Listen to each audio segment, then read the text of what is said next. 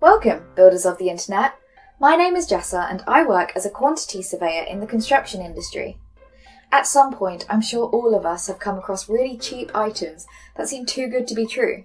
Say for example with some of the questionable products from websites such as Wish.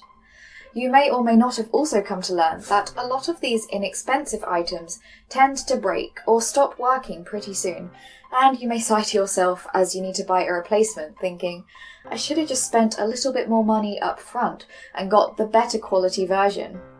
The construction industry is no exception to this experience, so today I thought I would talk about why cheaper is not always better and some of the dangers that can come with choosing the low-cost options in construction. In particular, I'll talk about some risks when choosing the cheapest materials, as well as what can come as a result of choosing builders that have provided particularly low quotes. I'll also give 5 tips for getting the best value for your projects. As always, you can find my timestamps and sources in the description.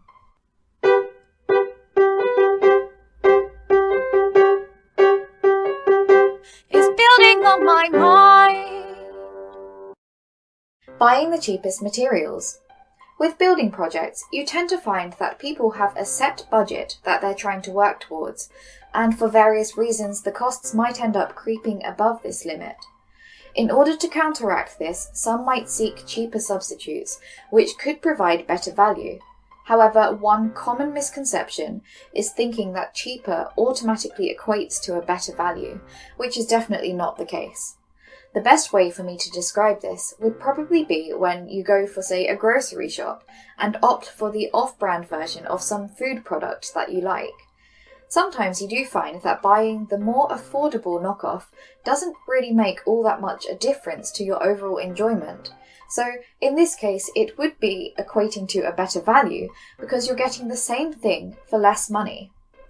However, I tend to find that there are cases where the off-brand alternative doesn't get it quite right, and subsequently I wish I spent those extra few pennies for the better quality version. When this is the case, I would probably say the alternative was cheaper but not better value. This does translate to the construction industry, where sometimes the more expensive substitutes prove to be worthwhile for the project. For example, if you end up taking shortcuts, it could compromise on the building's safety. The structure might end up being less stable or not having as long a lifespan. Cutting corners to produce materials can also lead to them being less durable and less flexible in its use, so you may need to use other resources to maintain and replace it later, costing you more in the long term. The lack of flexibility also means that it's unlikely to facilitate recycling processes afterwards. If sustainability is also a priority to you, it might be worth considering the environmental impact that can come as a result of choosing the cheaper materials. A common way to produce materials for less money is by adopting more harmful manufacturing processes, which are usually more convenient and quicker, but unfortunately may contribute more to carbon footprint and emissions. There could also be health and safety risks, where there is a higher chance of injury or death for those who use the building. In England, there are safety standards and regulations that buildings have to comply with in order to maximise the chance of producing safe spaces for people to use. It's always worth checking the specifications of materials because the cheaper products may not always meet the safety requirements.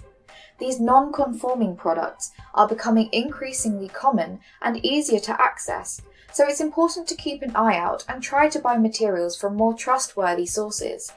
Another thing to be wary of is that some materials carry a higher risk of fire damage. This is especially a concern for high-rise buildings, which are increasing in popularity in lots of cities and urban areas. One relatively recent example of this is Grenfell Tower in the UK, where a huge residential block burnt down because of the lack of fireproofing qualities in the cladding. These are all considerations which would be beneficial to have in the back of your mind when choosing materials for your projects. Choosing the cheapest builders. In the UK, you tend to find that contractors or builders who want to do a certain project will price as competitively and aggressively as they can in order to try and win more work. This is especially so when they know that the decision will be made solely on cost. However, what's been found in several cases is that the lowest quotation may well have come as a result of some kind of mistake, whether that's an item that's been underestimated, misunderstood, or missed out completely. This usually results in projects running late and/or over budget. Whilst it may sound like good news that contractors are submitting low prices to win work, this does sometimes carry costly consequences elsewhere. If you've reached out to a few builders, sometimes you might find a particularly tempting lowball offer, far less than that of its competitors, but it's always worth asking the question of why would this be the case? Perhaps they're really desperate and willing to work for unrealistically low levels of profit, or maybe they plan on making their profits elsewhere, say through legal battles or insisting on payment for additional works beyond what they've priced later on in the project. You could find that they're heavily caveated their submission, where they've excluded pretty key items which could drive up the cost a lot if they were included in the first place. But either way, none of these options are particularly desirable. Similar to what I said about choosing cheaper materials, you can find that by opting for less cost, you could be subjecting yourself to a lower value, worse quality project. It might be the case that the only people willing to work for such little money are those who are less experienced or less competent, who don't quite have the capabilities to produce a satisfactory outcome that will stay in good shape. This could actually be one of the areas where they try to make their profits elsewhere. When there is a fair amount of maintenance and repairs required, it can sometimes lead to more repeat business opportunities later. Essentially, when one offer comes back as alarmingly low compared to the other offers available, then it is most likely too good to be true. And by choosing this option, you have also chosen to accept the risk that can come as a result, where you may not get everything delivered in the way that you expect and hope for. Getting the best value. Although these worst case scenarios don't always happen, a survey of over 2,000 homeowners found that when they used their local builders, plumbers or other trades, nearly 1 in 5 had to have work redone less than a year later. This costs around £2 billion annually in the UK. So if you want to try and avoid spending more in the long run, here are 5 tips for getting the best value out of your projects. Number 1, recommendations.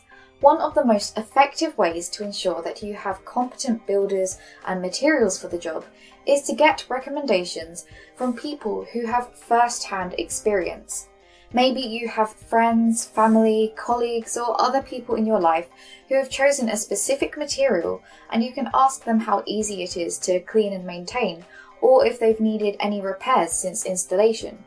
With choosing a builder, I find that some of the best recommendations have been from people who have had good experience with them, because there is that definite track record as a security. If you don't really know people who have this prior experience, it can be worth looking at discussion forums on the internet, say on Reddit, Mumsnet, or on traders' websites. I've left a link to a list of helpful ones in the description. Just to point out that when looking online, these random people could have an agenda behind their suggestions. Say, with reviews on Google, they could well be from people who work in the company that they're reviewing and have their biased perspective. Or perhaps recommendations on discussion forums could be people trying to just promote themselves. Number 2, obtain multiple quotes. It's definitely worth asking multiple builders and looking on multiple websites for materials to see if you're getting similar sorts of prices for the same stuff. This is a way of testing if something is in line with what's happening in reality in the market, and to see if you're getting a fair price. When you get quotes from builders, it's always worth asking for a further breakdown. If they can't justify how they came to these totals, or if they get defensive about it, the chances are that they could well be hiding additional costs in their figures. Number 3, be clear about what you're getting. Communication is essential for a successful project, and it's better to establish all conditions, limitations, and expectations up front. This can help flag any potential issues sooner rather than later. It's so useful to also, at the very least, have a specification going into detail about what you want. It's all well and good saying you want a new bathroom, but what do you actually need in this bathroom?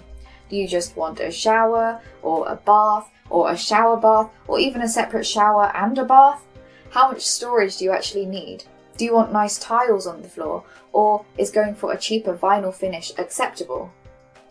It's good to also be clear about what everyone's obligations are, and if you can, I would make this official with some form of contract. This puts into writing what exactly you're getting into, and it's at least something to refer back to if you're unsure at any point of how to deal with certain situations. You may need to establish what materials and works you can supply and do yourself, so you don't accidentally end up with too many, or even worse, not enough materials to finish the job. Number 4. Think about the overall cost. Whilst it can be very desirable to have a really low-cost project that sits well below your budget, it's worth considering the long term. If you're planning on using this building for, say, the next 20 years, it's good to have in mind about how often things will need to be cleaned and replaced. There could be warranties and guarantees that come with certain products to help you understand how long they're expected to last. Other costs to think about are the energy bills. Sometimes sustainable installations such as solar panels can actually reduce these bills. Whilst they may be more expensive up front, the amount of money they could save you each year might mean that you spend less in the long term.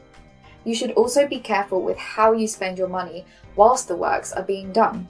It's not recommended to pay too much money up front, and I would like to emphasise how important it is to not give the full amount before the works are complete.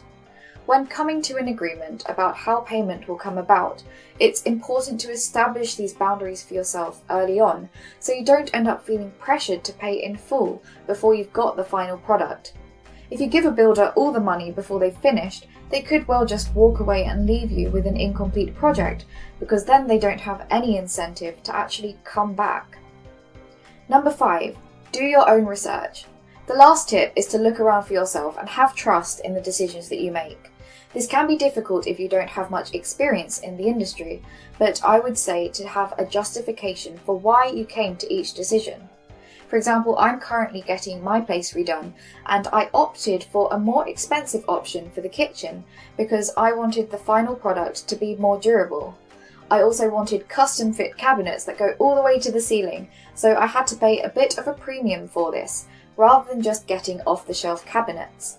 When you're trying to understand what you're buying with materials, it can be overwhelming having all this information thrown at you when there is so many details and figures that don't seem to have much meaning. But at the very least, if you get them from a reputable source, say a place that's well known for providing building supplies, and with good reviews online, then this can increase the chance of you getting a good value product. It's also good to check return policies, so if you end up changing your mind or buying too much, it shouldn't be too much of an impact to your wallet. Thanks for watching this video. It can be so difficult knowing what you're getting yourself into with construction projects, especially before they've even happened. Sometimes you only know that things will be long-lasting and durable if you actually test it with time and see for yourself down the line, and probably at that point it's a bit too late to change your mind. But if you consider my 5 tips, these can be some really helpful ways of lowering the risk so that you can go ahead with your own project with a bit more confidence. If you have any further thoughts or questions, feel free to leave a comment down below or contact me on social media. The links are in the description. Either way, that's all I have to say for now. I hope it helped build on your mind. Thanks for watching this channel, it's building on my mind. Check out my other videos, but first hit the bell and comment, like, subscribe. Please, it really helps with the algorithm.